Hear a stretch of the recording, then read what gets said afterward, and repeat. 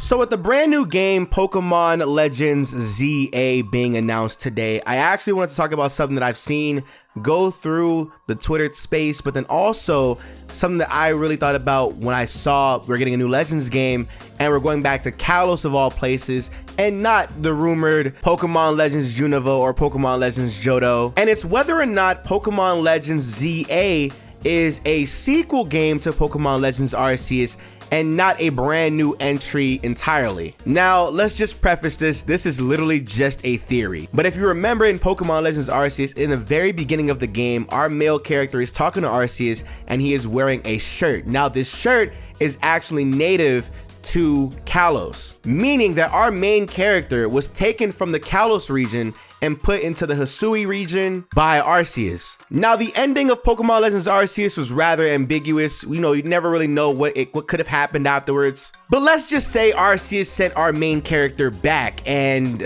oh man, this is how we ended up in the Pokemon Legends ZA universe, where essentially we are either rebuilding Lumiose City after the war, or in a future timeline, we're continuing the expansion of Lumiose City after all the events in X and Y. Now let's just say we're in the past for a minute. After the war with AZ, obviously the entire Pokemon world, or I guess the Kalos region itself, is in shambles. And if you remember, AZ leaves the throne to go and wander about the world looking for his best friend, which means maybe we'll see him wandering around the region. And if we're under the assumption that we're gonna be in the past, obviously we're gonna be rebuilding Lumiose City while also seeing the ancestors of all of the Kalos region characters.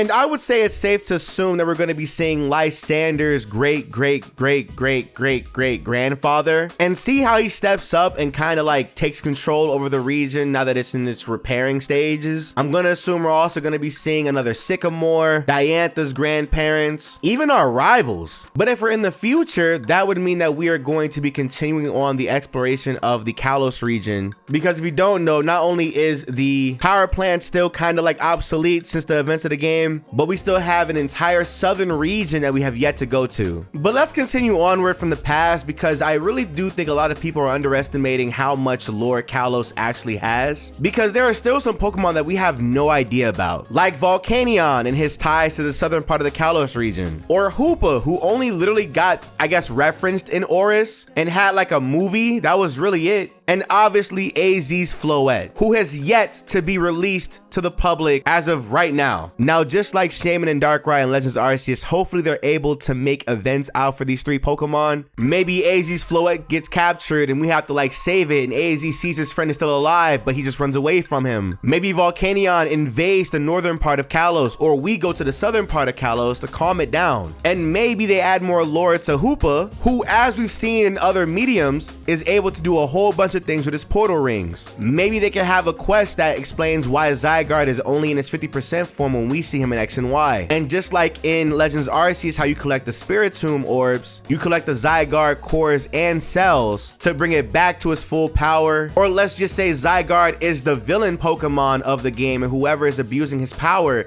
you have to quell his issues. And that's why he gets separated. You never know, because the Zygarde in X and Y is not the same Zygarde in Sun and Moon. And let's not talk about the tie-ins to Scarlet and Violet they might be trying to introduce, or the brand new alternative forms to Pokemon that we already know and love, or brand new evolutions to those same Pokemon, and the brand new Mega Evolution Pokemon that they're bound to create, like Mega Charizard Z or Mega Mewtwo Z. There's just so many directions they can go with this game, and I really do hope that it's not like set within only Lumiose City. Instead, the Kalos region itself that we already knew or already explored. Because let's think of it like this, right? This is Pokemon Z. Well, it's Pokemon Legends Z, but think about it for a moment. There's a reason why they chose to do this game. If you remember a while ago, they made an interview about like them not being able to actually do Pokemon Z despite wanting to, and how Mons like Mega Flygon wasn't able to get a Mega Evolution despite them wanting to make one. And this is literally the way to fix that, especially with those games being 10 years old. Now, I know a lot of people are mad about Black and White 2,